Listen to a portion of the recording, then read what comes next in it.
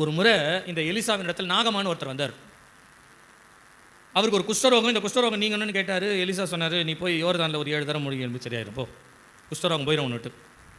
போனார், முழுகினார், சரியாயிருச்சு. திரும்பி வந்தார், காணிக்கை எடுத்துன்னு வந்து கொடுத்தாரு. அப்போ எலிசா சொன்னார், இந்த காணிக்கை எனக்கு வேணாம், நீ எடுத்துகிட்டு போயிரு, உனக்கு தேவையானதை இஸ்ரவேலின் தேவன் கொடுக்க வல்லவர், கொடுத்துட்டார், நீ போகலாம்.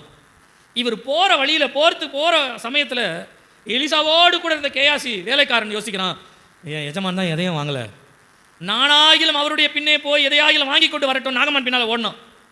வஸ்திரத்தையும் வெள்ளி காசையும் வாங்கிட்டு வந்து ஒரு ஒரு ஒரு சர்டன் ஏரியா வந்த உடனே போது இதை என்கிட்ட கூட நான் எடுத்துகிட்டு போகிறேன்னு சொல்லி போய் அவங்க வீட்டில் வச்சுட்டு திரும்ப எலிசா முன்னால் வந்து நின்னார்.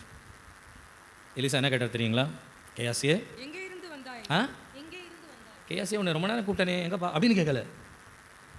ஏன் தெரியுங்களா? எலிசா சொல்கிறாரு, அந்த ரதத்திற்கு பின்னே ஓடும் பொழுது என்னுடைய மனம் உன்னோடு கூட. அப்போனா நீ போனது என்னவோ போயிட்ட, உன் மனசு அதை தேடி போச்சு. ஆனால் நீ என் கூட இருக்கிறதுனால என் மனசும் உன் கூட இருக்கிறத மறந்துட்ட பத்தியா? சில நேரங்களில் உலகத்தில் இருக்கிற காரியங்களை தேடி போகும் பொழுது கத்தனமோடு இருக்கிறார்களே மறந்துட்டோம். கடைசியாக முடியும் பொழுது எப்படி முடிஞ்சு தெரியுங்களா? நீ யாருக்கு பின்னால் ஓடுனியோ அவனை விட்ட குஷ்டரோகம் உன்னையும் உன் சந்ததியும் பிடிக்கும். நான் அதை உங்களுக்கு சொல்ல வந்த குறிப்புக்கு ஏற்ற மாதிரி சொல்லட்டுங்களா?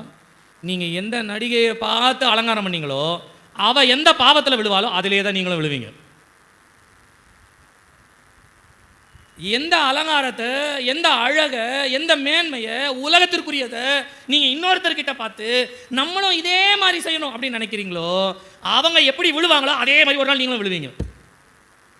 அதனால தான் இயேசு சொன்னார், என்னை பின் சென்று வா, follow me, don't follow others.